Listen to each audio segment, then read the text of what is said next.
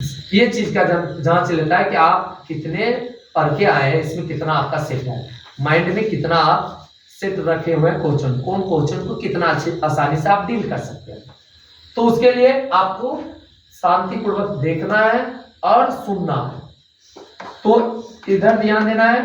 अब हम समझ गए कि सम और विषम आप से किससे कहेंगे, जो दो से कर रहा है। जैसे मान लो यहाँ पर 2 है, 4 है, 6 है, 8 है, इसमें 2 से भाग देंगे। अगर ये मान लो कट जाता है तो कट रहा है 2 से 2 में 4, 6, 8, ये सब हमारा सम संख्या। फिर कहेंगे विषम संख्या। विषम संख्या किसे कहेंगे, इसलिए ऐसे संख्या को हम लोग विषम कहेंगे। आप कहीं एग्जाम में दे देता है कि 11 या मान लो दे देगा 19, कौन सी संख्या, अब 19 सम दिए।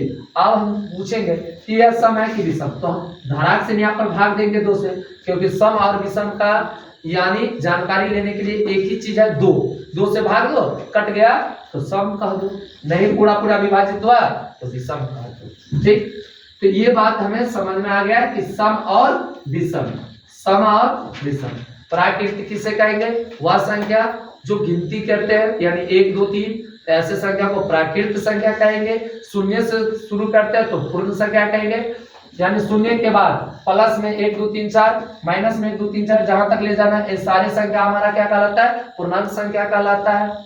अब यहाँ पर हम बार बार एक ही चीज को रिपीट कर रहे हैं, खाली शांति पूर्वक ध्यान से सुनो, अपने आप समझ में आ जाएगा। नहीं समझ में आएगा फिर पूछना। अब कहेंगे सर आपने यानी प्राकृत संख्या पढ़ाए, आपने पूर्ण संख्या पढ़ाए, आपने हमें पूर्णांक संख्या पढ़ाए, आपने हमें सम संख्या पढ़ाए और विषम पढ़ाए। चलो उससे आगे हम एक चीज और पढ़ाते हैं, ये एग्जाम में पूछेगा, भाज्य और अभाज्य। और तुम्हारा जो चैप्टर आएगा 1 यूनिट मैथ में, उसमें अभाज्य गुणनखंड विधि द्वारा HCF और LCM बोलेगा ज्ञात करने के लिए। अब बताओ, अभाज्य गुणनखंड विधि द्वारा बोलेगा कि मौस या लॉस ज्ञात करके, तो हमें पहले अभाज्य गुणनखंड के बारे में जानकारी होना चाहिए कि अभाज्य संख्या है क्या, तब तो हम अभाज्य गुणनखंड निकाल पाएंगे। तो उसके लिए हम पहले जानकारी लेते हैं, एक है भाज्य और एक है अभाज्य। एक भाज्य संख्या और एक हमने लिया अभाज्य संख्या। तो एक भाज्य संख्या और एक अभाज्य संख्या। तो भाज्य संख्या वह संख्या, भाज्य संख्या और अभाज्य संख्या के बारे में समझते हैं। तो भाज्य संख्या, आप कहेंगे सर भाज्य और अभाज्य के बारे में पढ़ा रहे, ध्यान दो। तो भाज्य वह संख्या जिसका गुणनखंड 2 से अधिक हो, ये अपने एक भाषा हुआ, ऐसे भी बोल सकते हो।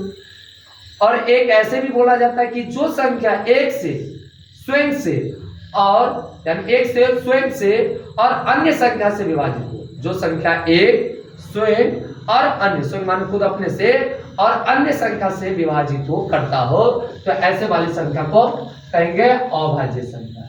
कहेंगे सर एग्जांपल से बताइए। मान लो हमने एक संख्या ले लिया 4 है, 1 से भाग देंगे कट जाएगा, फिर 4 में 2 से भाग देंगे कट जाएगा, फिर 4 में 4 से भाग देंगे तो 4 1 से कटता है और 4 स्वयं से कटता है, उसके अलावा एक और से कट रहा है 2 से।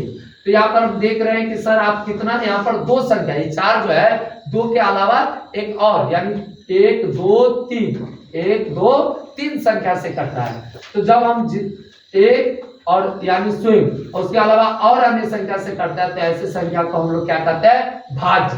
क्या कहते हैं, भाज्य। जो संख्या एक और स्वयं और उसके बाद अन्य संख्या से कटता है, तो ऐसे वाली संख्या को कहते हैं भाज्य। तो कहेंगे सर ये बात तो समझ गए, ले तो एक और भाषा इसका कि जिसका गुणनखंड 2 से अधिक हो। तो बताओ 2 से अधिक है कि नहीं, 4 है, तो 1 2 और एक 4 है, 1 2